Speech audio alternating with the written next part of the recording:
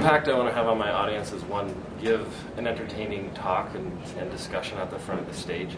The best compliment I think I could ever receive at the end of a speech would be when, or the best compliment I have ever received at the end of a speech is when people come up to me and say, wow, I didn't realize that I was sitting there for 90 minutes. The time just flew by. And so that's my number one impact. Second, I want to cast some philosophical anchors into people's minds so that they have something to come back when they're facing obstacles, so that they can overcome those obstacles. And lastly, I want to have the meeting planners be thanked by the audience for bringing me in.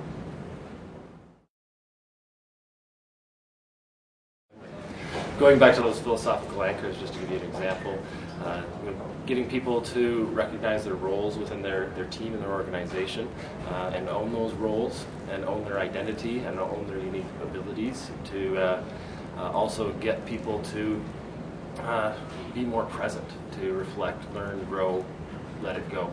And finally, just to encourage people to give more. Right? I'm a firm believer that the secret to living is giving, and the more giving an individual or an organization is, the longer an organization will last, and the more fulfilled an individual will be. Well, it's hard to pick which audience I like speaking to the best. People are people regardless of where I go. Like I said, my background's in engineering, so it's interesting speaking to technical audiences.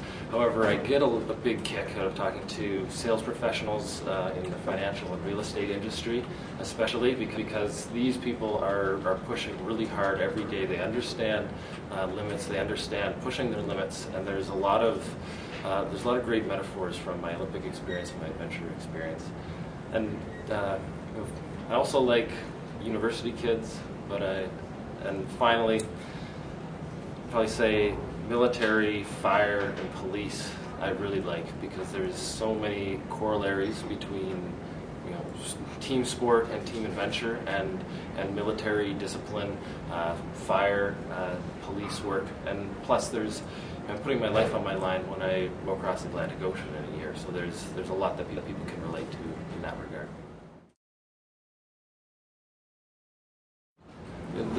My customization process for different audiences is relatively in-depth. I have my own personal questionnaire that I send out to meeting planners prior to my attendance there, and then I will speak to the meeting planners and the committee chairs to make sure that I know what their goals are for the presentation, and I'll ask them to send me key language that they want reiterated by myself, but their language is surrounded by the emotional context of my stories. So I find that there's bigger pickup with the emotional tie-in to the philosophy of the organization.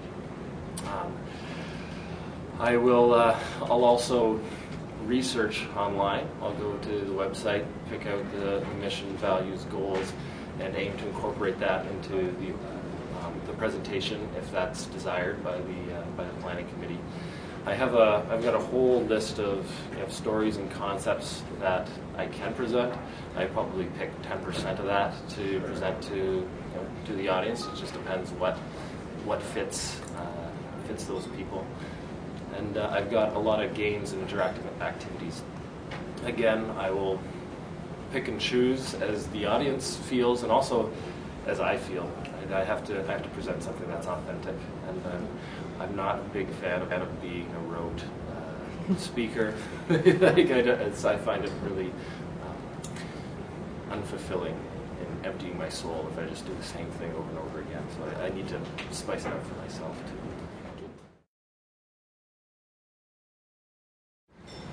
Well, I was trying to think of events that were memorable, and I couldn't narrow it down to one, so I thought of three. There's one on the West Coast. I was speaking to a credit union, and we held it in a private school auditorium, and there was a section where the company wanted to have their corporate mission embodied by the people. They wanted to reinforce, and so we ended up all chanting the mission, and then after every line of the mission, everyone in the audience says, "I own it, I own it." And I said, "Do you own it? I own it. Do you own it? I own it. Do you own it? I own it." And we just built up this massive buzz, and by the end, everyone was just like, "Ah, I own my credit union!" It was awesome. And then I spoke to this group of engineers in, I guess, in the prairies, and they were very calm and reserved as engineers are, not in the financial industry, not doing sales. And you're speaking, and everyone's just sitting there, and they're internalizing and soaking it in. And the main concept that I presented there was be in the present, reflect, learn, grow, let it go. And after following up with the event planner and saying, well, was there lasting impact? They said, yeah, it's great. Like, everyone is just sighing, and under their breath they're saying, oh, let it go. Let it go. Because they had gone through a lot of turmoil in the past year, and we're just looking for coping strategies.